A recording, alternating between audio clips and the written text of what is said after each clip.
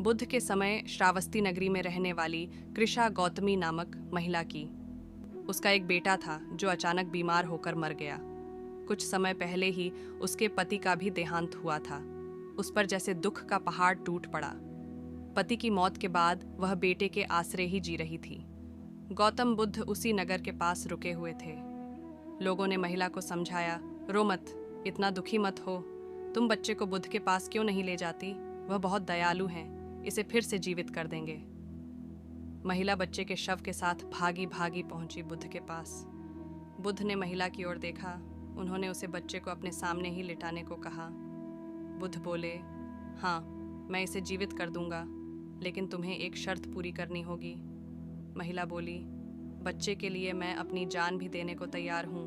बुद्ध बोले, यह एक छोटी सी शर्त है। मैं कभी बड़ी मांग नहीं करता। तुम बस बगल के गांव में जाओ और कहीं से सरसों के दाने ले आओ।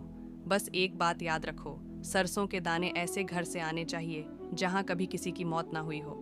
महिला अपने बच्चे के दुख में सुध-बुध खो बैठी थी।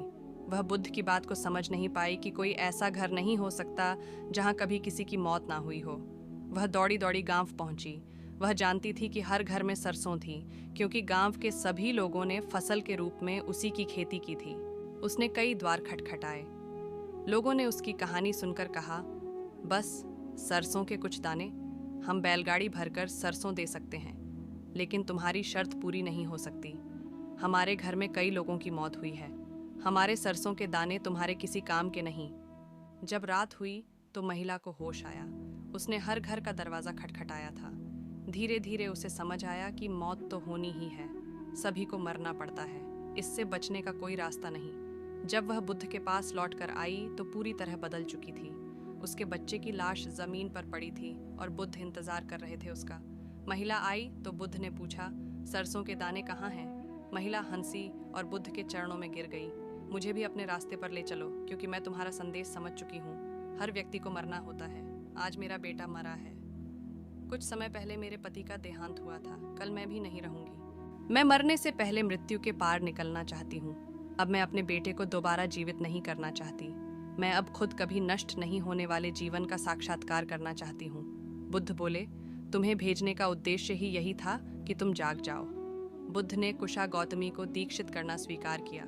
गौतम बुद्ध और गौतमी की कथा हमें अपनी मृत्यु को याद करने का मौका देती है। वह हमें याद दिलाती है कि हम भी इस पृथ्वी पर हमेशा के लिए जीवित नहीं रहने वाले। यह जो चारों ओर प्रकृति की सुंदर छटा बिखरी हुई है, पक्षियों का संगीत फैला हुआ है, सूर्योदय और सूर्यास्त के रंग दिखने को मिलते हैं, और यह जो रिश्तों का प्रेम है, माँ के प्यार की खुशबू, बच्चों का स्नेह, दोस्तों की यारी, ये सब एक दिन खोने वाला है। इसलिए क्या अच्छा ना होगा कि हम अपने जीवन के हर पल को जागते हुए जिएं, सब कुछ महसूस करते हुए जिएं। बेहोशी में जीवन ना गुजार दें। अपने अभिमान, अहंकार, पद, पैसे और ताकत की दौड़ में ही ना रहें। प्रेम, दया और करुणा से भरकर हर पल को पूरी गहराई में जीते हुए इस कीमती जीवन को गुजारें। तो दोस्तों, ये वीडियो आपको कैसी लगी कमेंट करके ज़रूर बताएं और चैनल को ज़रूर सब्सक्राइब कर लेना।